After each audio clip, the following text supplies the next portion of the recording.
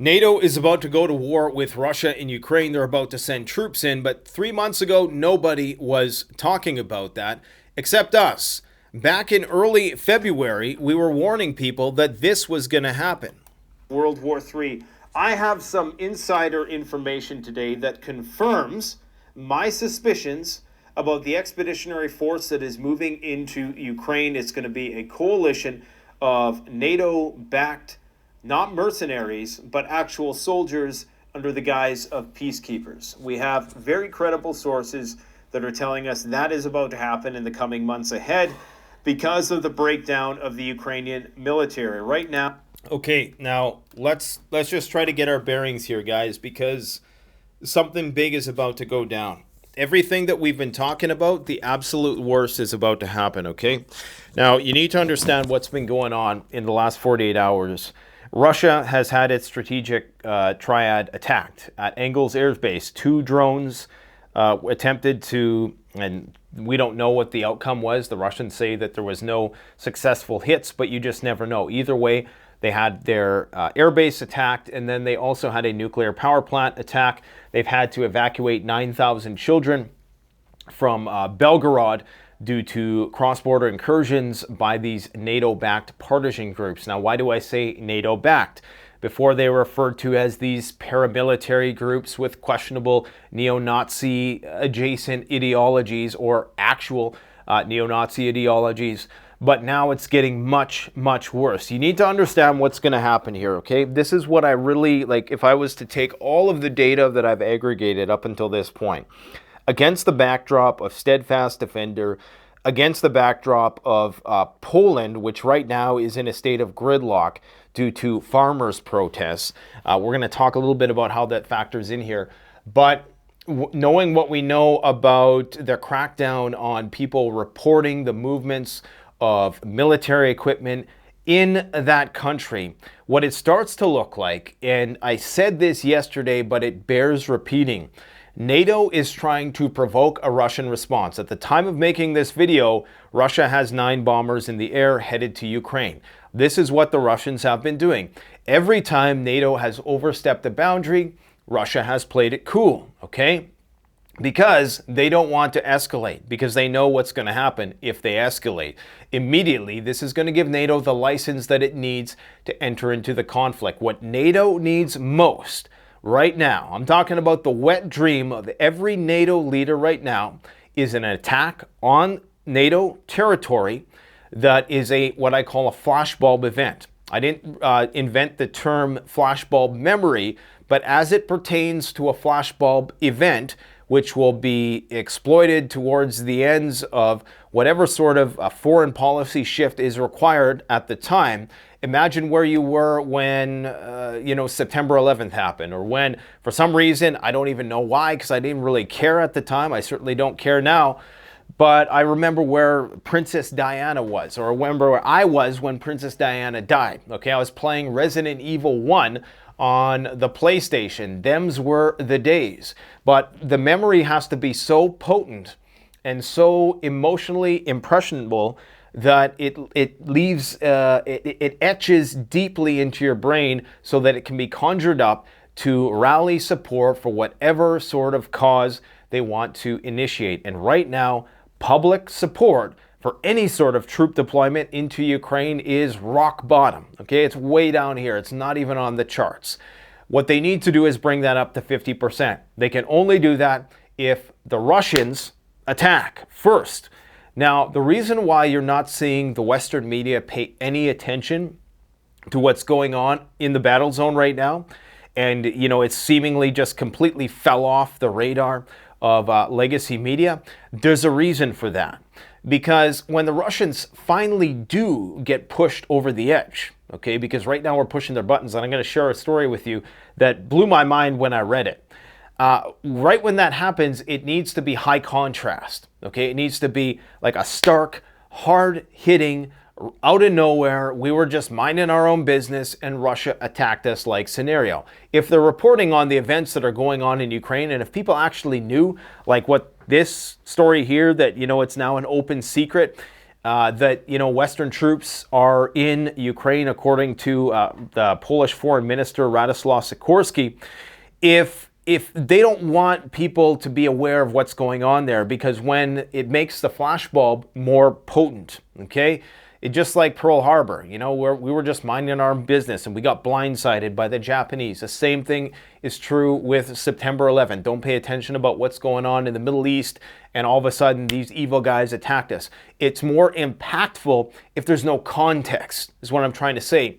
So right now they need that to happen, and they're doing everything that they can to try to provoke the Russians, whether it's attacks on nuclear power plants, on the nuclear triad, Belgorod, which they're evacuating all these children from. Hundreds of thousands of people are going to be impacted by that. So right now, NATO is effectively under the guise of these partisan groups. However, they're not just partisan groups, okay? These are groups which are in many ways constituted with people who are speaking foreign languages.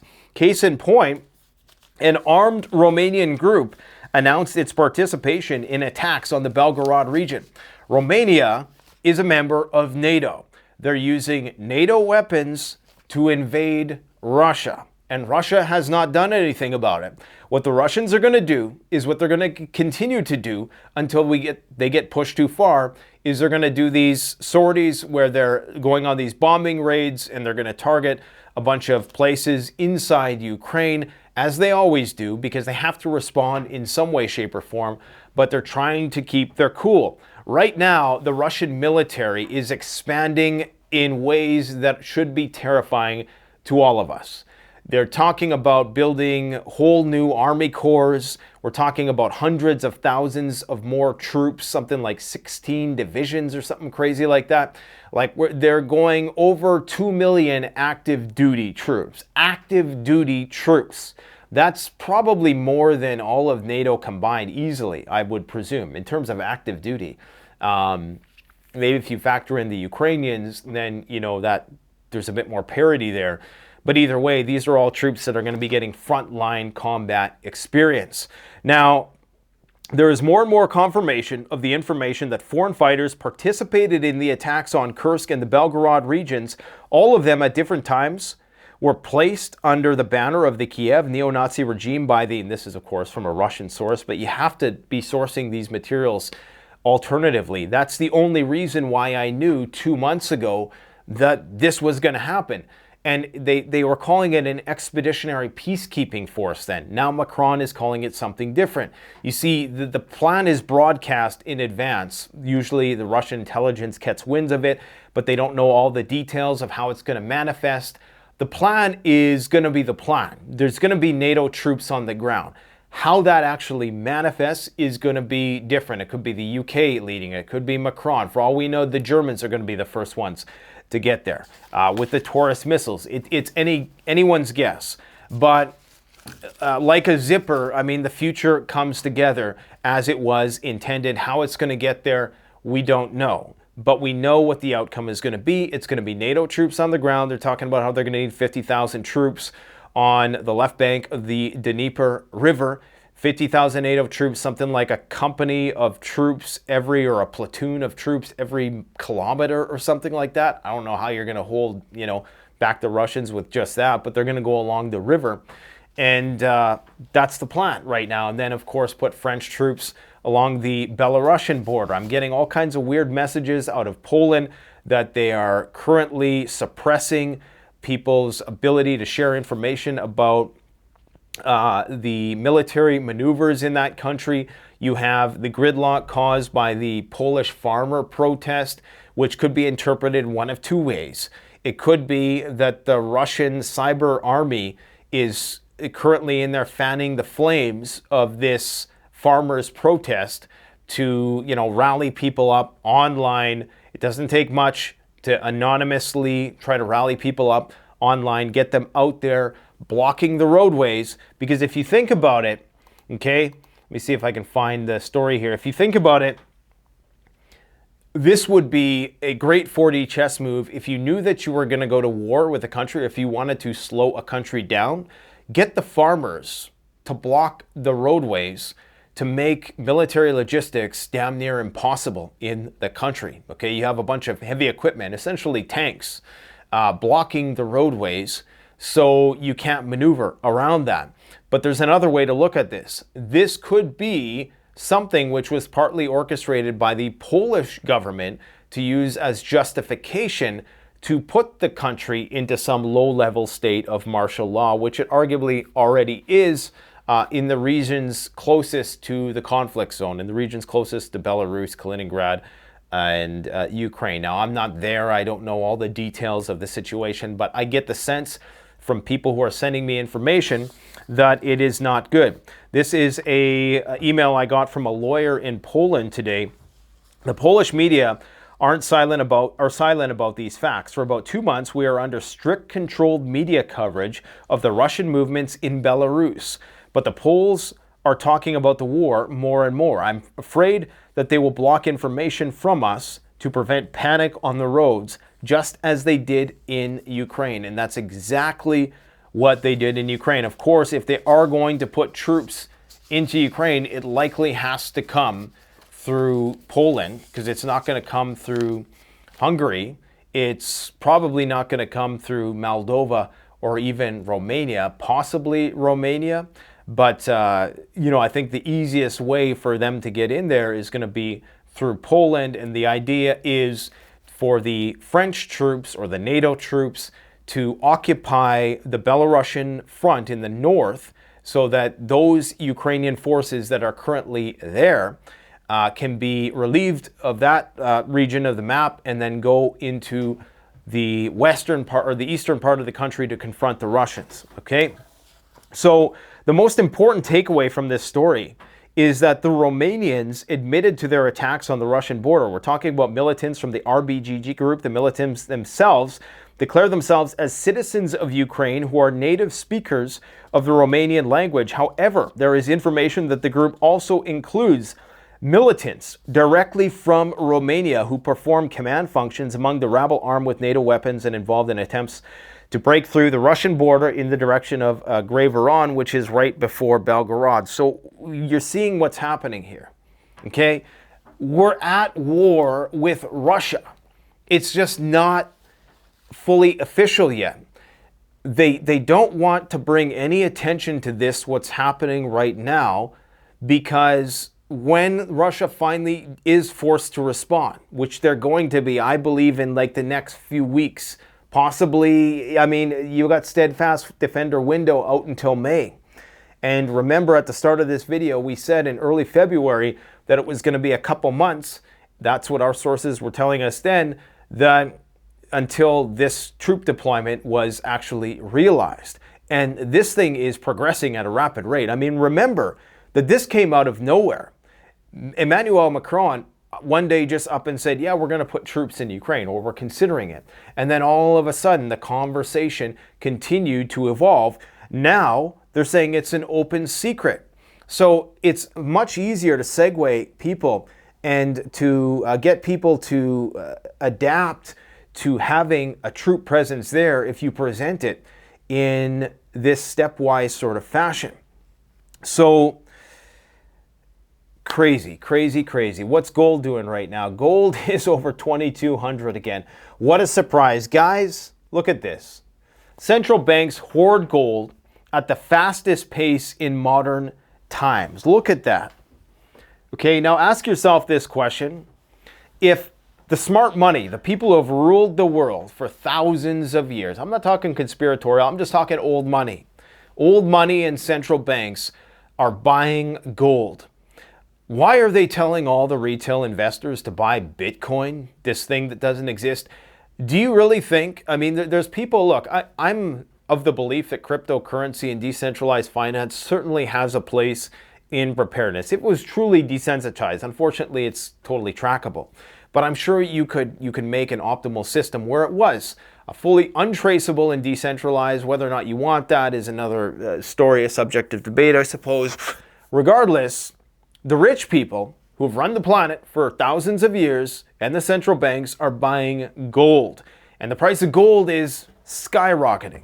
So these are things just to consider. Are they just trying to keep that Bitcoin money out of the markets to try to minimize inflation a little bit more, tamp down on inflation just a little bit? I think so. This is Engels Air Base, where there's video footage of attacks happening and machine gun fire, likely trying to intercept the drone. So we know that this is in fact something that's happened. And like clockwork, every time Ukraine does some sort of attack, some brazen attack on Russia's nuclear triad in particular, which is insane that they even allow this.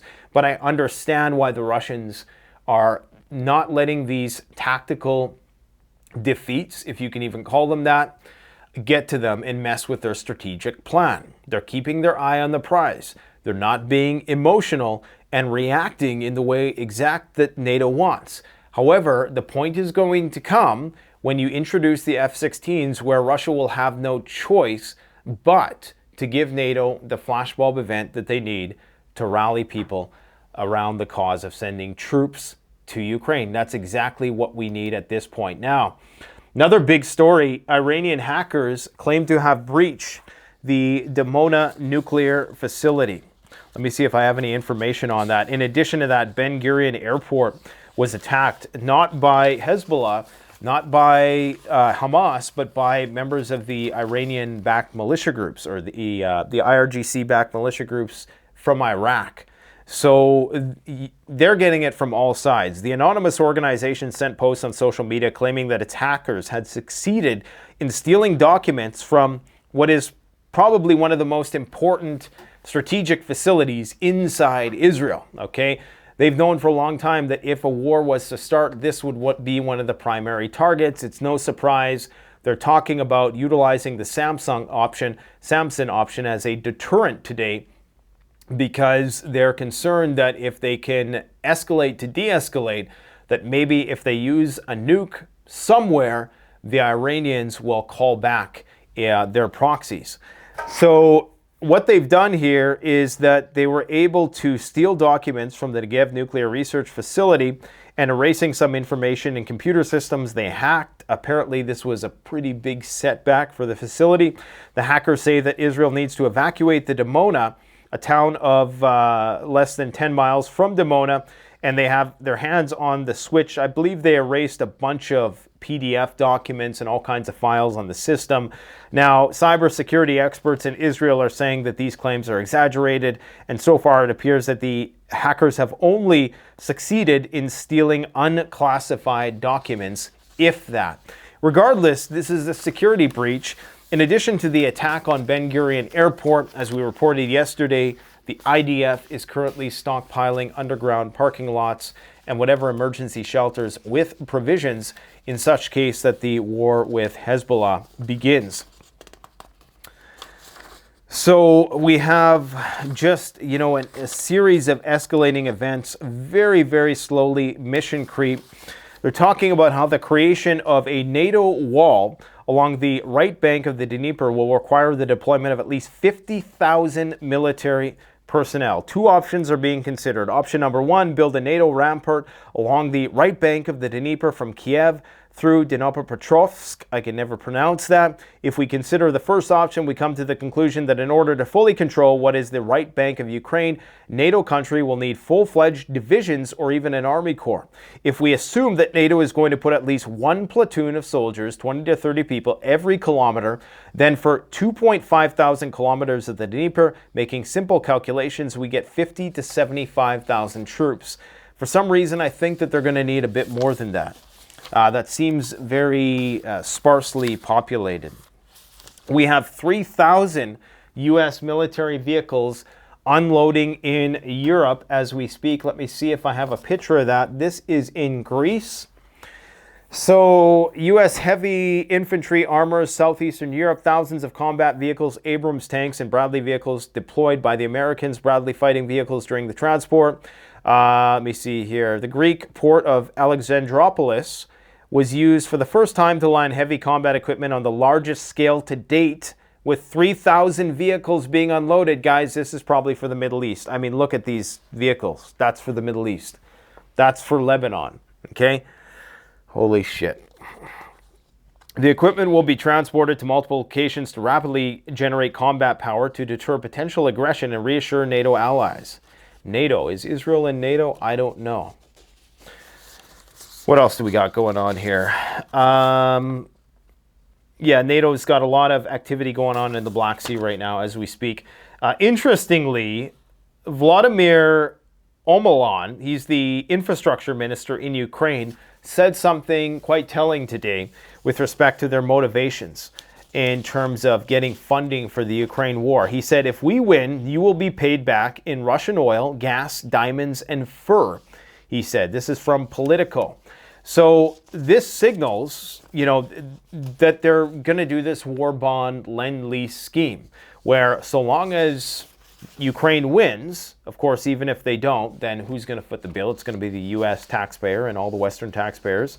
But that they're making the promise that we are going to carve up Russia and it's going to be a free-for-all.